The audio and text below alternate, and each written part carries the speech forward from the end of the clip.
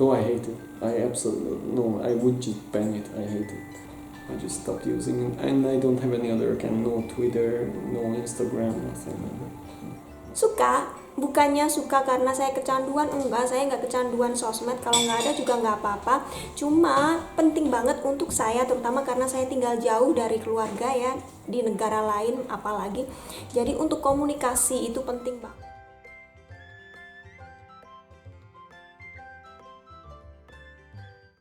Ayu Petri.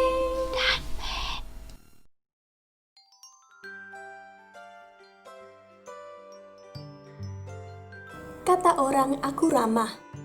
Entahlah, yang jelas aku suka ngobrol dengan banyak orang dan aku percaya kalau kita baik dengan orang, mereka pun akan baik terhadap kita. Aku punya banyak hobi dan aku suka menghibur orang dengan bakatku. Aku sering ikut berbagai lomba dan sangat bahagia ketika orang lain menghargai bakatku. Kalau aku sedang ada masalah, curhat kepada orang akan membuat perasaanku menjadi lega. Sebaliknya, kalau aku sedang ditimpa masalah dan tidak ada yang bisa diajak berbicara, aku akan merasa sangat sedih. Sebenarnya, aku tidak harus meminta orang lain untuk selalu mendengarkan masalahku. Aku sudah puas kalau ada teman yang bisa menghabiskan waktu bersama, entah itu sekedar makan siang, nonton konser, shopping bersama, atau bahkan ngobrol tentang apa saja. Aku merasa bahagia di tengah keramaian. Aku juga suka mencoba hal-hal baru. Kalau tidak dicoba, mana kita tahu kalau itu bagus atau tidak. Teman-teman sering mengajakku kalau ada restoran baru yang buka, atau mereka butuh saran untuk memilih kado, atau memilih dress yang cocok untuk acara spesial mereka.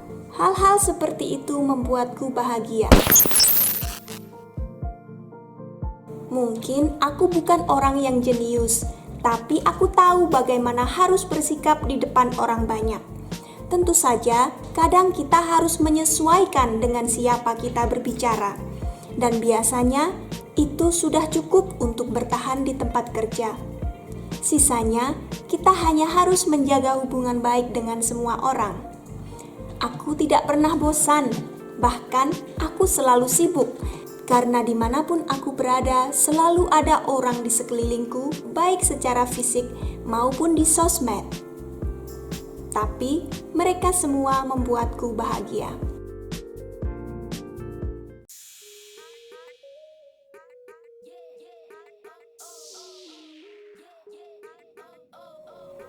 Halo. Suka banget. Saya suka keluar ketemu teman-teman, atau kalau enggak saya undang teman-teman datang ke rumah, kita makan bersama. Saya suka masak juga, jadi saya masak terus teman-teman datang, kita makan bareng. Atau kalau enggak kita keluar makan juga di restoran atau belanja bersama, ngapain aja deh, pokoknya ketemu teman dan ngobrol.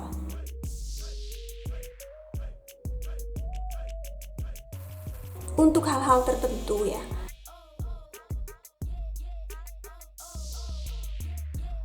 Mungkin kalau untuk hal-hal yang berhubungan dengan pekerjaan saya bisa planning, tapi kalau untuk having fun biasanya ya langsung aja, spontan.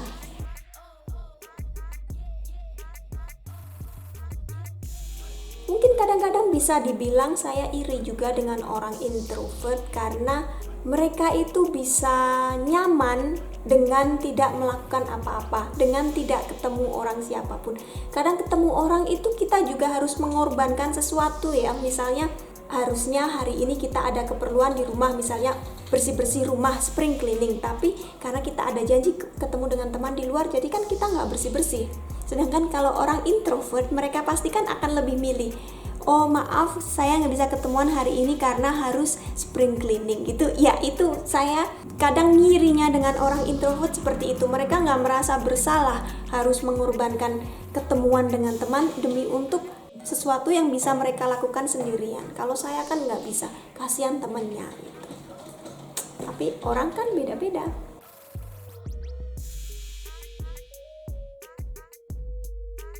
pastilah itu. Jadi kalau menurut saya terkenal atau populer itu bukan berarti jadi artis ya. Saya nggak mau jadi penyanyi atau seleb seperti itu. Tapi kalau maksud dari menjadi terkenal atau populer itu karena dikenal banyak orang, ya saya pengen. Kenapa? Karena sekarang semuanya itu serba mengutamakan networking. Jadi semakin banyak kenalan kita, semakin banyak pintu yang terbuka, memudahkan hidup kita, mencari pekerjaan, menetap di negara baru, dan lain sebagainya. Misalnya saja, ada teman saya yang sekarang sudah jadi dosen di Australia. Sudah lama banget kita nggak ketemu ya, dari sejak zaman kuliah sampai sekarang. Dan sekarang beliau masih ada di sana dan membutuhkan seseorang untuk menerjemahkan satu buku ke dalam bahasa Indonesia. Beliau bisa saja kan memasang iklan gitu, membutuhkan penerjemah bahasa Indonesia, dan orang akan melamar siapa yang kira-kira cocok untuk dia bisa dipilih. Tapi karena beliau sudah kenal saya dari dulu, beliau meng-email saya karena dulu kan kita satu kampus, sudah tahu cara kerja saya gimana.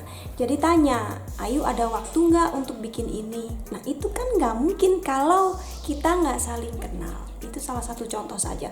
Contoh kedua misalnya, saya dulu kerja di kantor dan meskipun sudah keluar, hubungan dengan bos masih bagus. Waktu itu bos saya pindah kemudian bekerja di salah satu tabloid olahraga dan membutuhkan penerjemah baru. Bisa saja beliau langsung membuka lowongan pekerjaan, tapi karena beliau sudah tahu cara kerja saya, sama juga beliau menghubungi saya, mau nggak kerja di sini gitu. Hal seperti ini sudah sangat umum terjadi di mana-mana di dunia ini, nggak cuma di Indonesia. Dan kebetulan yang saya ceritakan ini negaranya bukan di Indonesia, jadi di negara manapun ada. Dan ini mungkin terjadi hanya karena networking. Kita sudah saling kenal dan kita saling tahu cara kerja kita gimana. Di sini juga ada salah satu teman Matt yang jabatannya adalah direktur di sebuah bank di sini. Dan keluarga kita sangat dekat gitu. Kebetulan mereka adalah keluarga ekspatriat, jadi bukan dari negara ini. Dan bank mereka kebetulan sedang butuh beberapa karyawan IT. Mereka bisa saja membuka lowongan untuk orang lokal sini, tapi karena sudah kenal dengan Ayah Matt dan tahu kalau Ayah Matt orang IT, jadi mereka langsung minta tolong ke Ayah Matt, bisa nggak membantu menyuplai tenaga kerja untuk IT. Semua ini bisa terjadi karena networking ini tadi. Jadi untuk saya ya, menjadi populer, menjadi terkenal itu penting sekali.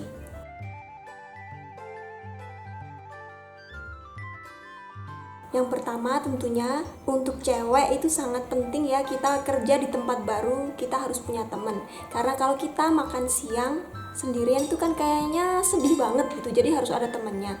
Terus kalau ada kesulitan di kantor, misalnya nggak tahu mesin fotokopi letaknya di mana, terus caranya kita mengoperasikan mesin sesuatu kalau kita nggak tahu, itu kan susah banget. Jadi kalau udah punya teman, kita lebih nyaman gitu. Jadi mungkin prioritas pertama saya itu harus cari teman dulu. Yang kedua tentunya ya harus cari tahu kebiasaan di kantor itu, bos kita orangnya gimana, terus kita kerjanya harus gimana, kayak gitu-gitu yang berhubungan dengan pekerjaan. Terus yang ketiga, harus 3 ya jawabannya. Jadi yang ketiga mungkin ya harus menyesuaikan diri dengan keadaan di kantor itu. Berangkatnya jam berapa, terus harus sering ada meeting atau harus sering lembur atau apapun lah itu, karena kita belum tahu, kita harus cepat-cepat berusaha beradaptasi.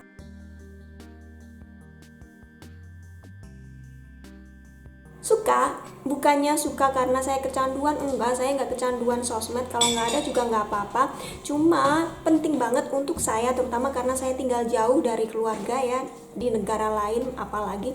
Jadi untuk komunikasi itu penting banget. Saya nggak pakai banyak sosmed, dalam artian Facebook terutama saya jauhi, tapi yang lainnya saya masih pakai, Instagram, YouTube apalagi ya, itu saya masih pakai. Tujuannya adalah untuk komunikasi. Kalau saya ya, teman-teman SMA, teman-teman kuliah, bahkan teman SD yang sudah jauh pun udah bertahun-tahun gak ketemu, sekarang bisa ngobrol lagi gara-gara ada sosmed ini. Jadi ada gunanya dari situ ya, jadi saya suka. Kalau masalah efek negatifnya ya itu kan tergantung kita. Kalau kita makainya untuk hal-hal yang negatif ya bisa saja, tapi kan kita bisa memilih, kita kan nggak bodoh ya teman-teman. Jadi itu tergantung kita bagaimana cara menggunakannya. Untuk yang butuh ya bisa dijadikan tempat jualan. Misalnya bikin grup teman-teman satu sekolah atau satu kampus gitu, terus bisa jualan makanan atau menawarkan jasa lainnya. Jadi kan itu berguna juga, nggak cuma ajang pamer. Kalau saya sih nggak ada yang bisa dipamerkan, jadi jarang pamer.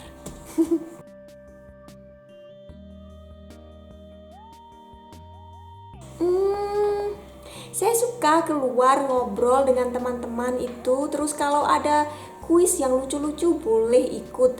Tapi kalau yang susah-susah, karena saya orangnya kurang pinter olahraga ya, itu saya males banget kalau disuruh olahraga terus yang susah-susah gitu. Saya nggak bisa.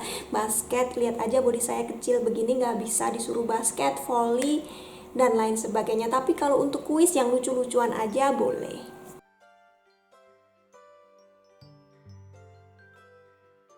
Nggak apa-apa sih, mungkin agak malunya kalau saya belum mandi ya.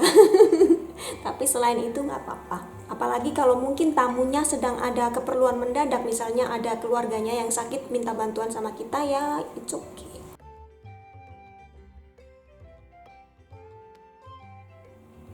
Bisa. Saya ekstrovert, suami introvert, dan anak kita bisa dibilang ambivert. Jadi, apapun kepribadian kalian sebenarnya bisa kok rukun-rukun saja dengan orang yang kepribadiannya berbeda.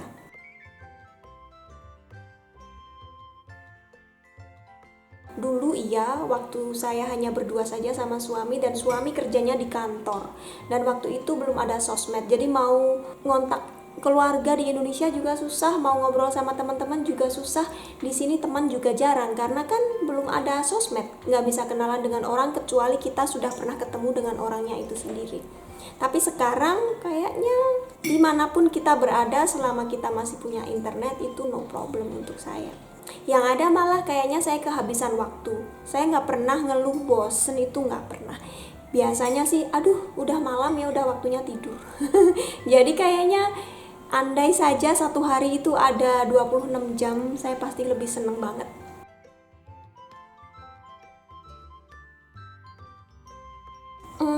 Mungkin banyak orang yang mengira kalau ekstrovert itu suka pesta, suka keluar, mungkin clubbing, dugem kayak gitu. Enggak. Bisa dibilang saya termasuk ekstrovert dalam artian suka keluar, suka sosialisasi. Tapi kalau dugem dan main malam-malam gitu saya nggak pernah. Dulu masih gadis saja nggak pernah, apalagi sekarang sudah punya anak. Mungkin ibu-ibu di kota besar itu sudah biasa ladies night, malam-malam anaknya tidur, kemudian ibunya keluar untuk ketemu teman-teman, bukan teman-teman cowok ya, maksudnya sesama cewek, ladies night. Mereka main ke karaoke atau sekedar minum-minum atau mungkin makan-makan gitu.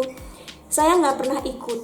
Sering kali diajak oleh teman-teman dulu dan sampai kewalahan menolaknya, sampai akhirnya mereka tahu ya emang Ayu ini orangnya nggak mau diajak keluar malam.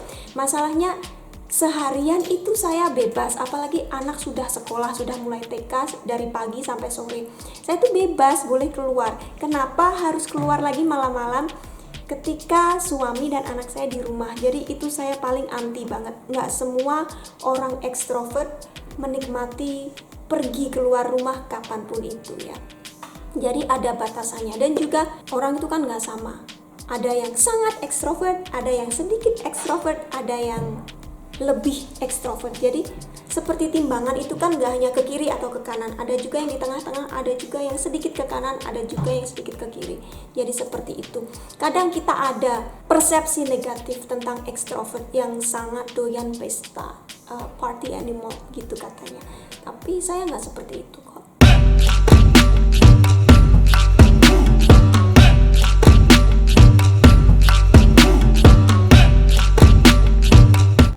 Banyak yang bilang kalau aku pendiam dan pemalu atau bahkan sombong.